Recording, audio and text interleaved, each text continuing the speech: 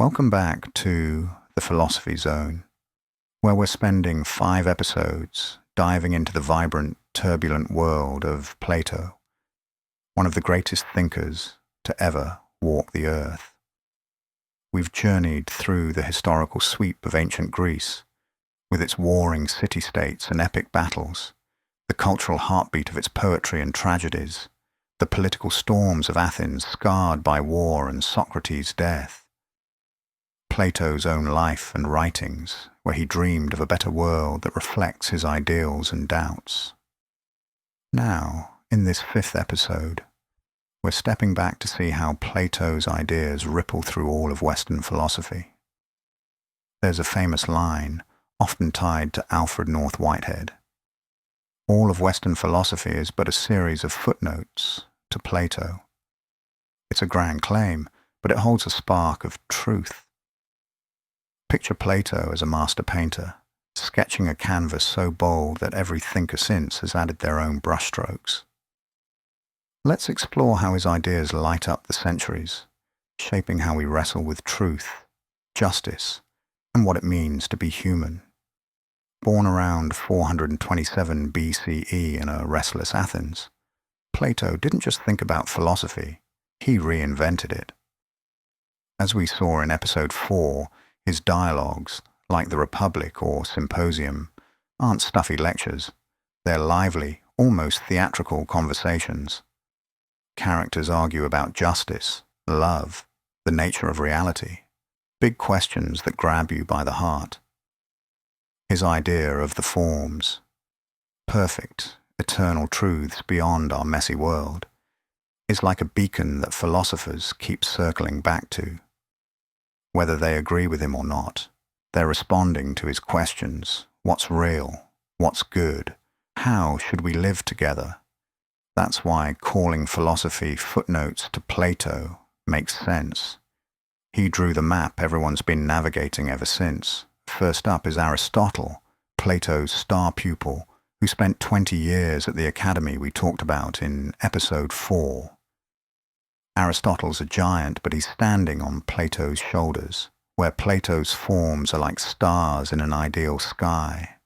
Aristotle's more grounded, studying plants, animals, even politics like a scientist. In his Nicomachean Ethics, he asks how to live a good life, a question straight out of Plato's The Republic. But while Plato dreams of philosopher kings ruling with wisdom, Aristotle's more practical, suggesting a government that mixes democracy and aristocracy. It's a friendly argument with his teacher. He develops Plato's vision and keeps his big questions alive. Now, leap forward to the early Christian world, around the 4th century. The political chaos of Athens we covered in episode 3, especially Socrates' trial, push Plato to seek a higher truth. That idea resonates with thinkers like Augustine. In his City of God, Augustine imagines a divine order above human strife, echoing Plato's forms. The cave allegory from the Republic, where prisoners mistake shadows for reality, feels like a Christian parable, our souls yearning for God's light. Christians see Plato's quest for perfection as a path to the divine, making him a bridge between the ancient world and medieval faith.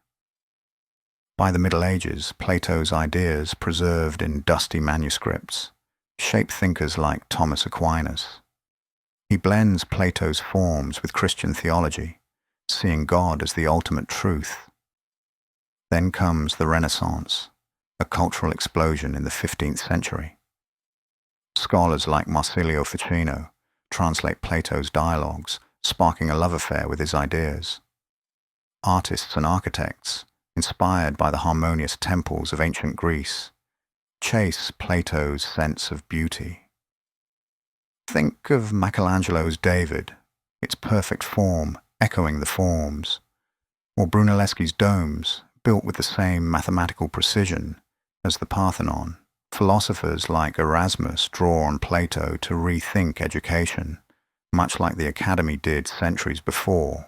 Fast forward to the Enlightenment, the 17th and 18th centuries, and Plato's still in the room. Thinkers like Descartes, with his "I think, therefore I am," are grappling with Plato's question. How do we know what's real? Kant, a century later, builds on Plato's idea that our minds shape reality, asking how we perceive the world. Political thinkers like Hobbes and Rousseau, debating how societies should work, are riffing on the Republic's vision of justice. They are all developing and reworking Plato's ideas for a world of science and revolution. In the 19th and 20th centuries, Plato's shadow looms large.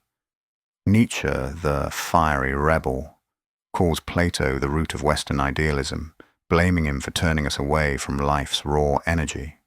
But even his critique is a recognition. He's shouting at Plato because he matters. Existentialists like Sartre, wrestling with meaning in a chaotic world, echo Plato's questions about the soul. Political philosophers like Karl Popper attack Plato's philosopher king as a recipe for tyranny, while others defend his call for wisdom, love him or hate him. They're all in dialogue with Plato. Today, Plato's fingerprints are everywhere. The storytelling of his dialogues, rooted in the myths and tragedies, lives on in how philosophers write. His cave allegory is a lens for our digital age.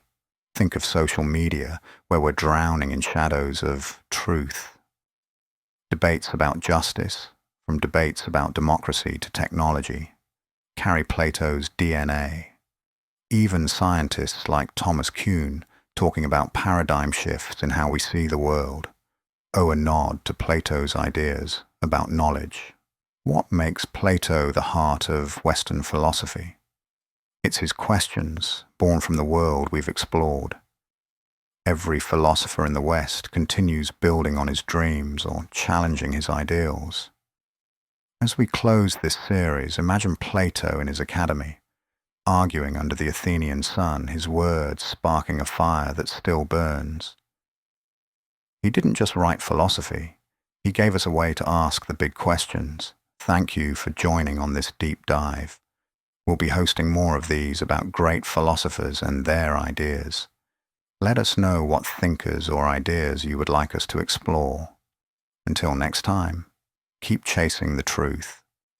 See you soon.